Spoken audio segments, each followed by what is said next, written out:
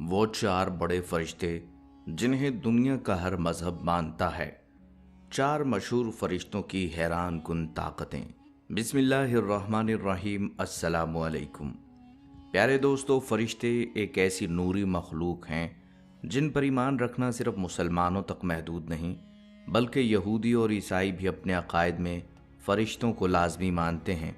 बल्कि ये जानकर आप हैरान रह जाएंगे कि चार ऐसे बड़े फरिश्ते हैं जिनका जिक्र ना सिर्फ इस्लाम में बल्कि अहले किताब यानी यहूदियों और ईसाइयों की तालीमात में भी वाज़ेह तौर पर मिलता है। दूसरे लफ्ज़ों में कहा जाए तो ये चार फरिश्ते वो हस्तियां हैं जिन्हें दुनिया के हर मज़हब में एक ख़ास मकाम हासिल है। यही वो चार फरिश्ते हैं जिन्हें अल्लाह ताला ने कायनात के बड़े निज़ाम संभालने की जिम्मेदारी दी है। लेकिन सवाल ये है कि ये चार फरिश्ते आखिर कौन हैं और इनके ज़िम्मे अल्लाह ने कौन कौन से काम लगाए हैं। बल्कि इस वीडियो में ये भी जानना आपके लिए निहायत दिलचस्प होगा कि फ़रिश्तों की असल तादाद कितनी है और क़यामत के दिन फ़रिश्तों के साथ क्या मामला पेश आएगा। ये सब कुछ आपको आज की इस वीडियो में बताया जाएगा। और हाँ नाजरीन, ये बात पहले वाज़ेह कर दूँ कि आज की ये वीडियो मुकम्मल तहकीक के बाद पेश की जा रही है, लिहाजा इस वीडियो को अपने दोस्त अहबाब के साथ ज़रूर शेयर कीजिएगा ताकि ये कीमती मालूमात ज़्यादा से ज़्यादा लोगों तक पहुँच सके। नाजरीन, हज़रत जिब्राईल अलैहिस्सलाम को फ़रिश्तों का सरदार और अल्लाह ताला का सबसे बड़ा पैगाम रिसा माना जाता है। इनकी सबसे बड़ी जिम्मेदारी अल्लाह ताला का कलाम उसके बरगुज़ीदा अंबिया कराम तक पहुँचाना था। कुरान करीम की हर वही, अल्लाह का हर हुक्म सबसे पहले जिब्राईल अलैहिस्सलाम के ज़रिए नाजिल हुआ। यहाँ तक कि हजूर सल्लल्लाहु अलैहि वसल्लम पर पहली वही भी गारे हीरा में हज़रत जिब्राईल अलैहिस्सलाम ही लाए और इक़रा के हुक्म से रिसालत का आगाज़ किया। यही वजह है कि इन्हें रूहुल अमीन और रूहुल कुदस के अजीम अलक़ाब से नवाजा गया, यानी अमानत दार रूह और पाक रूह। अहले किताब यानी यहूदियों और ईसाइयों की तालीमात में भी हज़रत जिब्राईल अलैहिस्सलाम का ज़िक्र मौजूद है।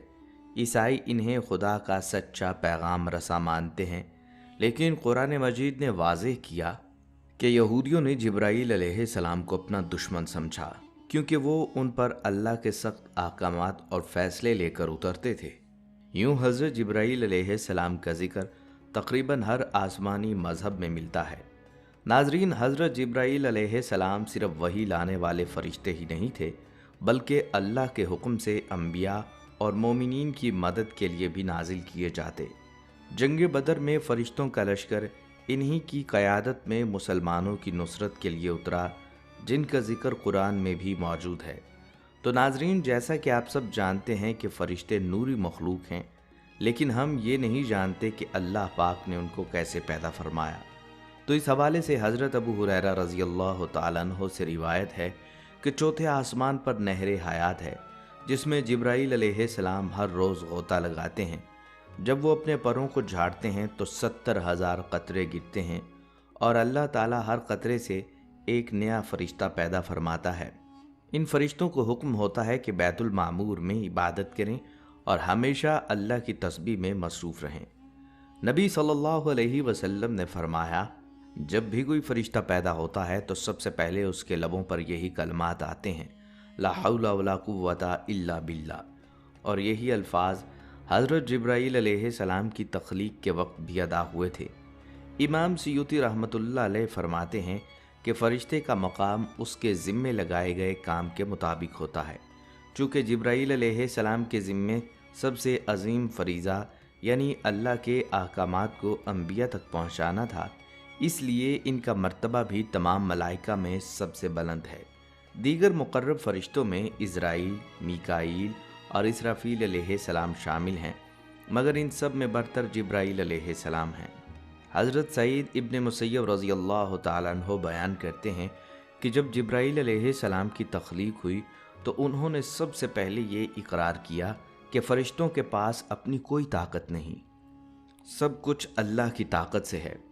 नाजरीन, एक मरतबा रसूलुल्लाह सल्लल्लाहु अलैहि वसल्लम ने हज़रत जिब्राईल अलैहिस्सलाम से पूछा, ए जिब्राईल, मुझे बताओ तुम्हारी उम्र कितनी है। इस पर हज़रत जिब्राईल अलैहिस्सलाम ने अर्ज़ किया, یا رسول اللہ صلی اللہ علیہ وسلم، مجھے اپنی صحیح عمر کا تو علم نہیں، لیکن ایک بات مجھے یاد ہے، ساری کائنات کی تخلیق سے پہلے بھی اللہ تعالیٰ کے عظمت کے پردوں میں سے چوتھے پردے کے پیچھے ایک ستارہ چمکا کرتا تھا۔ وہ ستارہ ہر 70,000 سال کے بعد ایک مرتبہ روشن ہوتا تھا، اور اپنی پوری زندگی میں میں نے اس ستارے کو 72,000 مرتبہ دیکھا ہے۔ اس کے جواب میں آپ صلی اللہ علیہ وسلم نے فرمایا، اے جبرائیل، مجھے اپنے رب ذوالجلال کی عزت کی قسم، وہ چمکنے والا ستارہ میں ہی ہوں۔ بلکہ ایک روایت میں آتا ہے کہ آپ صلی اللہ علیہ وسلم نے ایک مرتبہ حضرت جبرائیل علیہ السلام سے خواہش ظاہر کی کہ وہ اپنی اصل صورت میں ظاہر ہوں۔ حضرت جبرائیل علیہ السلام نے عرض کیا، پیارے آقا صلی اللہ علیہ وسلم، آپ تاب نہ لا سکیں گے، مگر حضور صلی اللہ علیہ وسلم نے فرمایا، مجھے اس کی تمنا ہے۔ لہٰذا حضرت جبرائیل علیہ السلام اپنی اصل صورت میں وحی لے کر آپ صلی اللہ علیہ وسلم کے سامنے حاضر ہوئے۔ ان کے نور اور جلال کو دیکھتے ہی آپ پر بے ہوشی طاری ہو گئی۔ حضرت جبرائیل علیہ السلام نے اپنے وجود سے سہارا دیا اور ایک ہاتھ آپ کے سینے پر رکھا اور دوسرا دونوں شانوں کے درمیان، یہاں تک کہ آپ کو افاقہ ہوا۔ پھر جبرائیل علیہ السلام نے عرض کیا، یا رسول اللہ صلی اللہ علیہ وسلم، اگر آپ حضرت اسرافیل علیہ السلام کو دیکھ لیتے تو آپ کا کیا حال ہوتا؟ انہیں تو اللہ نے 12,000 بازو عطا فرمائے ہیں، ان کا ایک بازو مشرق میں اور دوسرا مغرب میں ہے، اور وہ عرش الہی کو اپنے شانوں پر اٹھائے ہوئے ہیں۔ آپ صلی اللہ علیہ وسلم نے حضرت جبرائیل علیہ السلام کے بارے میں فرمایا کہ میں نے انہیں سدرۃ المنتہا کے مقام پر دیکھا، جہاں ان کے 600 بازو تھے۔ حضرت جبرائیل علیہ السلام کے بعد جن فرشتوں کا ذکر سب سے نمایاں ملتا ہے وہ حضرت میکائیل علیہ السلام ہیں۔ یہ وہ عظیم فرشتہ ہیں جنہیں اللہ رب العزت نے بارش، ہوا، رزق اور زمین کی نشو و نما کے نظام پر مقرر فرمایا۔ جیسے حضرت جبرائیل علیہ السلام کو وحی اور اللہ کے پیغام پہنچانے کی ذمہ داری دی گئی، اسی طرح حضرت میکائیل علیہ السلام کو کائنات کی زندگی بخش قوتوں یعنی بارش اور روزی کی تقسیم کا نگران بنایا گیا۔ قرآن و حدیث سے یہ حقیقت بالکل واضح ہے کہ یہ کائنات محض خود کار نظام پر نہیں چل رہی، بلکہ اللہ تعالیٰ نے ہر نظام کو چلانے کے لیے فرشتے مقرر فرمائے ہیں۔ بارش کے ہر قطرے، ہوا کے ہر جھونکے، پہاڑوں پر برف کے جمنے اور درختوں میں ہریالی کے آنے تک سب کچھ اللہ کے حکم سے ہے، اور اس حکم کو پورا کرنے والا فرشتہ حضرت میکائیل علیہ السلام ہیں۔ یہی وجہ ہے کہ مفسرین لکھتے ہیں، اگر میکائیل علیہ السلام کو بارش کے نظام سے ہٹا دیا جائے تو دنیا کی زندگی ایک لمحے میں ختم ہو جائے۔ آپ صلی اللہ علیہ وسلم کے معمولات سے بھی ہمیں حضرت میکائیل علیہ السلام کی عظمت کا اندازہ ہوتا ہے۔ آپ صلی اللہ علیہ وسلم جب دعا کرتے تو اکثر کہتے، اے اللہ، جبرائیل، میکائیل اور اسرافیل کے رب، جو آسمانوں اور زمین کو پیدا کرنے والا ہے۔ یہ دعا خود اس بات کی دلیل ہے کہ اللہ کے یہ 3 عظیم فرشتے کائنات کے نظام میں سب سے بڑے کردار رکھتے ہیں۔ حضرت میکائیل علیہ السلام کے بارے میں ایک روایت میں آتا ہے کہ وہ کبھی نہیں ہنستے۔ اس کی وجہ یہ بیان کی گئی ہے کہ جب سے انہوں نے جہنم کو دیکھا ہے اور اہل جہنم کے عذاب کو جانا ہے، اس کے بعد ان پر مسکراہٹ بھی نہیں آئی۔ سوچئے، ایک فرشتہ جس کا تعلق زمین پر زندگی دینے سے ہے، جس کے ذریعے بارش اور روزی تقسیم ہوتی ہے، وہ خود اللہ کے خوف اور آخرت کے عذاب کو دیکھ کر ہمیشہ گریہ و زاری کی حالت میں رہتا ہے۔ یہ ہمارے لیے بھی سبق ہے کہ دنیا کی رنگینیاں ہمیں غافل نہ کر دیں۔ ایک دلچسپ حقیقت یہ بھی ہے کہ حضرت میکائیل علیہ السلام کو بعض احادیث میں فرشتہ رحمت کہا گیا ہے، کیونکہ بارش صرف پانی نہیں لاتی بلکہ زندگی کا پیغام لے کر آتی ہے۔ ہر پودا، ہر بیج، ہر کھیت بارش کے ذریعے زندہ ہوتا ہے۔ آپ غور کریں، اگر بارش نہ ہو تو کھیت نہ لہلہائیں، نہ درخت پھل دیں اور نہ انسان و جانور زندہ رہ سکیں۔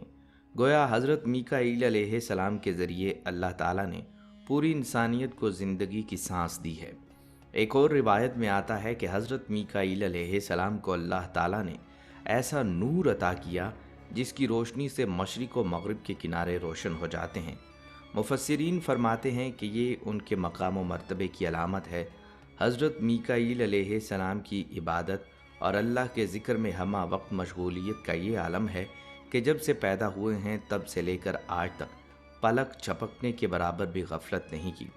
اہل علم لکھتے ہیں کہ حضرت میکائیل علیہ السلام کا تعلق رحمت اور نرمی سے ہے، جبکہ جبرائیل علیہ السلام کا تعلق جلال اور قوت سے ہے، یعنی ایک پیغام لانے والا اور دوسرا زندگی دینے والے نظام کے نگران۔ یہی وجہ ہے کہ کئی مرتبہ قرآن مجید میں اللہ تعالیٰ نے بارش کو اپنی رحمت قرار دیا اور یہ رحمت حضرت میکائیل علیہ السلام کے ذریعے تقسیم ہوتی ہے۔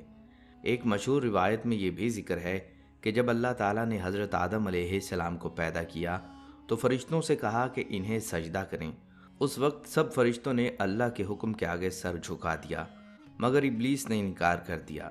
انہی سجدہ کرنے والوں میں حضرت میکائیل علیہ السلام بھی شامل تھے، اور انہوں نے سب سے پہلے اللہ کے حکم کو بجا لاتے ہوئے عاجزی کے ساتھ حضرت آدم علیہ السلام کے سامنے سجدہ کیا۔ اسی طرح ایک اور واقعہ میں آتا ہے کہ غزوہ بدر کے دن اللہ تعالیٰ نے فرشتوں کے لشکر کو مسلمانوں کی مدد کے لیے بھیجا۔ مفسرین کے مطابق اس لشکر کے بڑے کمانڈروں میں حضرت جبرائیل علیہ السلام اور میکائیل علیہ السلام دونوں شامل تھے۔ حضرت جبرائیل علیہ السلام کا لشکر دائیں جانب اور حضرت میکائیل علیہ السلام کا لشکر بائیں جانب لڑ رہا تھا۔ یہ منظر اس بات کا ثبوت ہے کہ اللہ تعالیٰ نے اپنے نبی صلی اللہ علیہ وسلم اور صحابہ اکرام کی مدد کے لیے اپنے سب سے بڑے فرشتوں کو بھیجا۔ اہل تاریخ بیان کرتے ہیں کہ حضرت میکائیل علیہ السلام کا مقام عرش کے نہایت قریب ہے۔ ان کی دعائیں اللہ کے ہاں فوری قبول ہوتی ہیں۔ یہی وجہ ہے کہ آپ صلی اللہ علیہ وسلم نے ایک مرتبہ فرمایا، جو بندہ میکائیل کو اپنا دوست بنائے اللہ بھی اسے اپنی دوستی عطا فرماتا ہے۔ یہ بات بھی بہت اہم ہے کہ قرآن مجید میں ایک آیت میں صاف صاف کہا گیا، جو شخص اللہ اور اس کے فرشتوں اور اس کے رسولوں جبرائیل اور میکائیل علیہ السلام کا دشمن ہو تو اللہ بھی ایسے کافروں کا دشمن ہے۔ بحوالہ سورۃ البقرہ آیت 98۔ یہ آیت اس بات کی دلیل ہے کہ حضرت میکائیل علیہ السلام کو اللہ تعالیٰ نے خاص مقام عطا کیا ہے، اور ان سے دشمنی کرنا گویا اللہ سے دشمنی کرنے کے برابر ہے۔ محترم ناظرین، سوچنے کی بات یہ ہے کہ یہ کائنات کا ہر لمحے کی ہوا، بارش، پانی اور بارش حضرت میکائیل علیہ السلام کے ذریعے تقسیم ہو رہی ہے، مگر ہم انسان اکثر اس حقیقت سے غافل رہتے ہیں۔ ہم بارش دیکھتے ہیں تو موسم کا لطف اٹھاتے ہیں، لیکن اس کے پیچھے جو فرشتہ اللہ کے حکم پر کام کر رہا ہے اسے بھول جاتے ہیں۔ لہٰذا یہ ہمارا ایمان ہونا چاہیے کہ کائنات کا کوئی کام اتفاق سے نہیں ہوتا، سب کچھ اللہ کے حکم اور اس کے فرشتوں کے ذریعے ہو رہا ہے، اور حضرت میکائیل علیہ السلام ان عظیم ہستیوں میں سے ہیں جن پر زندگی کا انحصار ہے۔ ناظرین، اسلامی عقیدہ کے مطابق 4 بڑے فرشتوں میں سے تیسرے نمبر پر حضرت اسرافیل علیہ السلام کا شمار ہوتا ہے۔ یہ وہ جلیل القدر فرشتہ ہیں جنہیں اللہ تعالیٰ نے قیامت کی گھڑی کا اعلان کرنے کے لیے مقرر فرمایا ہے۔ قرآن مجید میں سور کے پھونکے جانے کا بار بار ذکر ملتا ہے، اور یہ کام حضرت اسرافیل علیہ السلام کے سپرد کیا گیا۔ اللہ تعالیٰ قرآن مجید میں فرماتے ہیں، اور سور پھونکا جائے گا تو جو کوئی آسمانوں میں ہے اور جو کوئی زمین میں ہے سب مر جائیں گے، مگر جسے اللہ چاہے۔ پھر دوبارہ سور پھونکا جائے گا تو وہ سب اٹھ کھڑے ہوں گے اور دیکھنے لگیں گے۔ یہ آیت ہمیں بتاتی ہے کہ سور کی پہلی آواز موت کا اعلان ہوگی اور دوسری آواز زندگی کا، اور یہ دونوں عظیم واقعات حضرت اسرافیل علیہ السلام کے ہاتھوں انجام پائیں گے۔ حضرت اسرافیل علیہ السلام کی سب سے بڑی ذمہ داری یہی ہے کہ وہ اللہ کے حکم کا انتظار کرتے رہیں کہ کب سور پھونکنا ہے۔ صحیح مسلم کی روایت میں آتا ہے کہ آپ صلی اللہ علیہ وسلم نے فرمایا، اسرافیل نے سور کو اپنے منہ کے قریب رکھا ہوا ہے اور اپنے کان کو جھکائے ہوئے ہیں کہ کب حکم آتا ہے کہ وہ پھونک دیں۔ اس سے ظاہر ہوتا ہے کہ حضرت اسرافیل علیہ السلام کی پوری توجہ اسی ایک حکم کی طرف لگی ہوئی ہے، وہ ایک لمحے کے لیے بھی اس فریضے سے غافل نہیں ہوتے۔ احادیث اور آثار میں آتا ہے کہ حضرت اسرافیل علیہ السلام کو اللہ تعالیٰ نے بے پناہ عظمت کے ساتھ پیدا فرمایا، جیسا کہ ایک روایت میں ذکر ہے کہ ان کے بازوؤں کی تعداد 12,000 ہے، اور ان کے جسم کی وسعت ایسی ہے کہ ایک بازو مشرق میں اور دوسرا مغرب میں ہے، اور ایک روایت کے مطابق ان کے سر کے پاس اللہ کا عرش ہے اور ان کا مقام اتنا بلند ہے کہ وہ مسلسل اللہ کی تسبیح اور حمد بیان کرتے ہیں۔ جب حضرت اسرافیل علیہ السلام پہلی مرتبہ سور پھونکیں گے تو کائنات کے نظام درہم برہم ہو جائیں گے، پہاڑ ریزہ ریزہ ہو جائیں گے، سمندر پھٹ پڑیں گے، زمین زلزلوں سے لرزے گی اور سب جاندار اپنی جان سے ہاتھ دھو بیٹھیں گے۔ اس کے بعد ایک طویل وقفہ ہوگا جسے فطرت کہا جاتا ہے، اور پھر اللہ کے حکم سے حضرت اسرافیل علیہ السلام دوبارہ سور پھونکیں گے۔ اس دوسری پھونک کے ساتھ ہی تمام انسان، جن و انس اور مخلوقات دوبارہ زندہ ہو جائیں گی، میدان حشر کی طرف دوڑیں گے اور حساب کتاب کے لیے کھڑے کر دیے جائیں گے۔ حضرت اسرافیل علیہ السلام کی شخصیت ایک راز اور ہیبت سے بھرپور ہے۔ مفسرین لکھتے ہیں کہ ان کے وجود سے ہی یہ احساس ہوتا ہے کہ اللہ تعالیٰ نے قیامت کے دن کو کس قدر عظیم اور ہولناک بنایا ہے۔ ان کا ذکر جب بھی آتا ہے تو دل لرز جاتا ہے کہ یہ فرشتہ کس دن کے لیے تیار کھڑا ہے۔ ان کے ہاتھ میں موجود سور قیامت کی سب سے بڑی نشانی ہے، اور اس کی آواز کے ساتھ ہی دنیا کا نظام ختم ہو جائے گا جس پر انسان اتنا ناز کرتا ہے۔ ناظرین، ہمیں دنیاوی زندگی پر گھمنڈ نہیں کرنا چاہیے، کیونکہ جب وہ لمحہ آئے گا کہ سور پھونکا جائے گا تو نہ بادشاہ بچے گا، نہ غریب، نہ پہاڑ اپنی جگہ قائم رہیں گے، اور نہ ہی سمندر اپنی سرحدوں میں۔ سب کچھ فنا ہو جائے گا، اور یہی وہ لمحہ ہے جسے یاد کر کے ایمان والا شخص دنیا سے بے رغبتی اختیار کرتا ہے اور آخرت کی تیاری میں لگ جاتا ہے۔ ناظرین، اب تک ہم نے فرشتوں کے 3 عظیم سرداروں کے بارے میں تفصیل سے جانا۔ جبرائیل علیہ السلام جو وحی لاتے ہیں، میکائیل علیہ السلام جو رزق تقسیم کرنے والے ہیں، اور اسرافیل علیہ السلام جو قیامت کے دن سور پھونکنے والے ہیں۔ اور اب ہم اس سلسلے کے آخری اور نہایت اہم فرشتے پر آتے ہیں، جنہیں ملک الموت کے لقب سے جانا جاتا ہے، یعنی حضرت عزرائیل علیہ السلام۔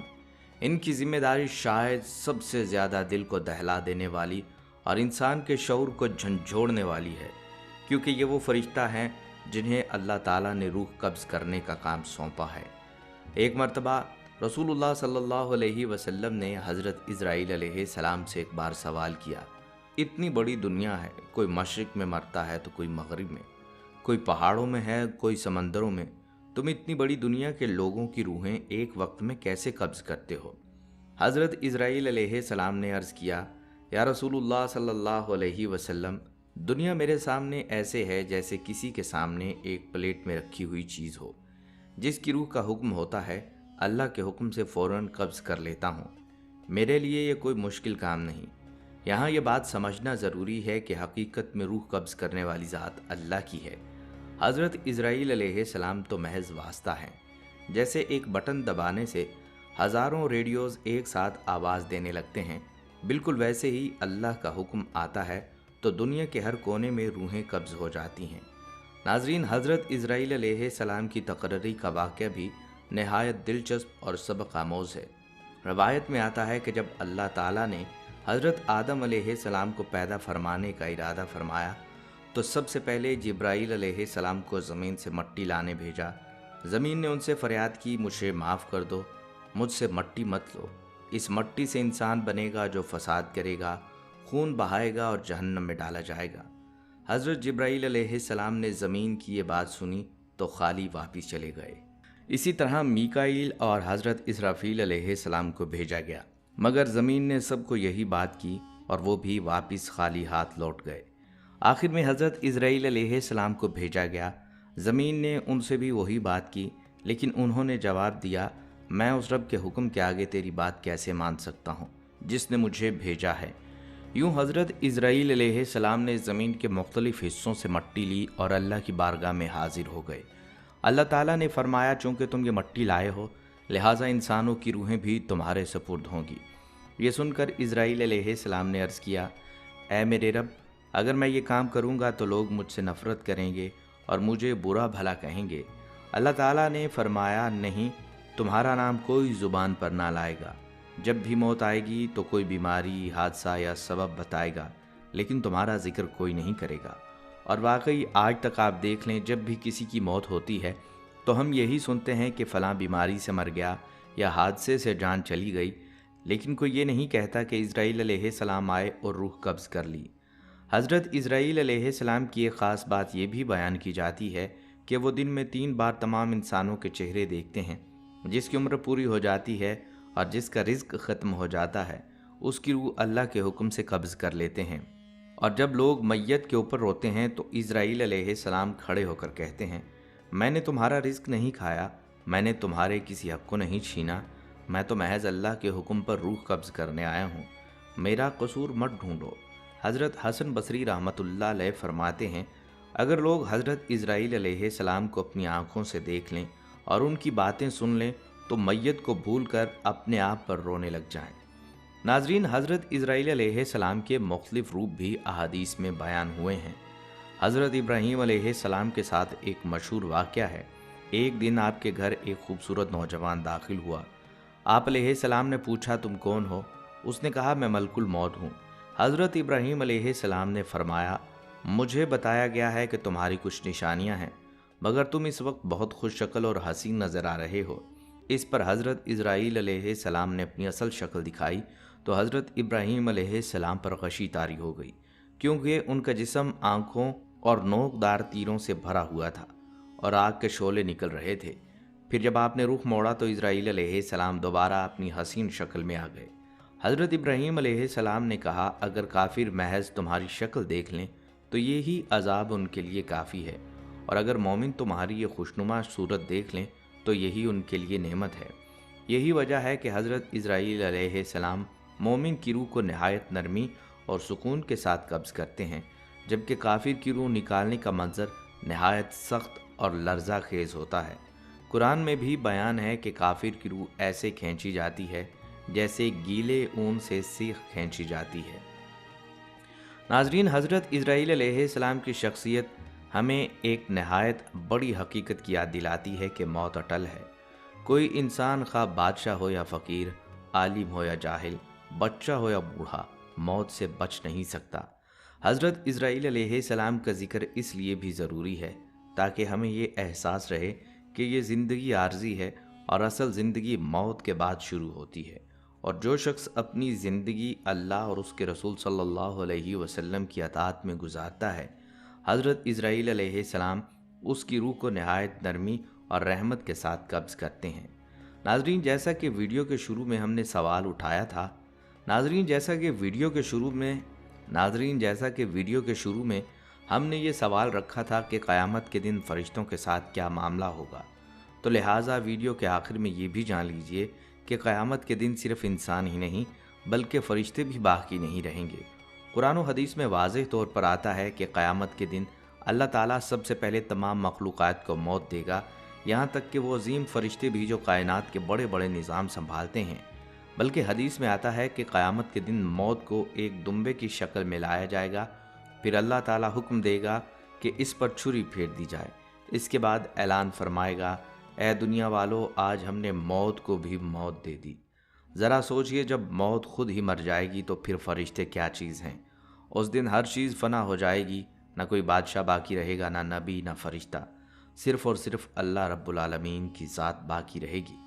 تو ناظرین، یہ حقیقت ہمیں سبق دیتی ہے کہ اصل طاقت، اصل بادشاہت اور اصل بقا صرف اللہ کے پاس ہے۔ اسی لیے ہمیں چاہیے کہ ہم اسی رب کی طرف جھکیں، اس سے مغفرت مانگیں اور ہمیشہ اس کے حکموں پر چلنے کی کوشش کریں۔